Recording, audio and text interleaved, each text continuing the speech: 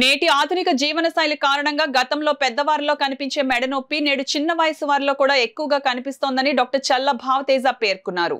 Sarpavaram junction లో Bhavashri orthopaedic and ENT clinic లో జరిగిన ఉచిత వైద్య శిబిరాన్ని ఉద్దేశించి డాక్టర్ చల్ల భావతేజ మాట్లాడారు.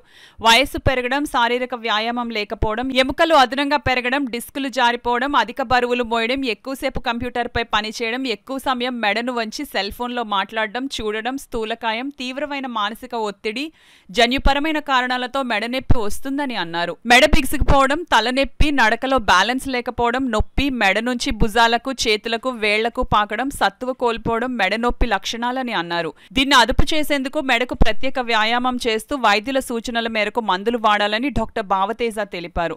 అనంతరం వైద్య పరీక్షలు నిర్వహించి మందులు పంపిణీ చేశారు. ఈ కార్యక్రమంలో అడబాల రత్నప్రసాద్, కొప్పుల త్రిమూర్తులు, శ్రీను తదితరులు పాల్గొన్నారు. మెడనొప్పి ఎందుకు వస్తుంది? ఈ మధ్య ఈ లైఫ్ స్టైల్ మోడిఫికేషన్స్ ఎక్కువ, ఈ ఫోన్ చూడటం, తర్వాత ఎక్కువగా ల్యాప్టాప్, ఈ వర్క్ ఫ్రమ్ హోమ్ వచ్చాక కోవిడ్ తర్వాత వర్క్ ఫ్రమ్ హోమ్ ఎక్కువగా కూర్చుని ఒళ్ళో ల్యాప్టాప్ పెట్టుకుని దాంతో ఎక్కువ ముందుకు వంగిపోయి కూర్చొని చూడటము, అలాగే తర్వాత వర్క్స్ చేసుకునేవాళ్ళు ఎక్కువ బరువులు ఎత్తడం, వీటితోటి ఈ ఫుడ్ క్వాలిటీ తగ్గడంతో కూడా కాల్షియం డౌన్ అయ్యి ఎముకల బలం తగ్గి, మెడలో ఎముకలు బలం తగ్గి మెడనొప్పి ఎక్కువ వస్తుంది. మళ్ళీ ఫోను ఇలాంటివి ఏమైనా వాడుతున్నప్పుడు ముందు పొంగిపోయి కాకుండా స్ట్రైట్గా కూర్చుని నడుము మెడ స్ట్రైట్గా పెట్టుకుని కూర్చోవడం అలవాటు చేసుకోవాలి.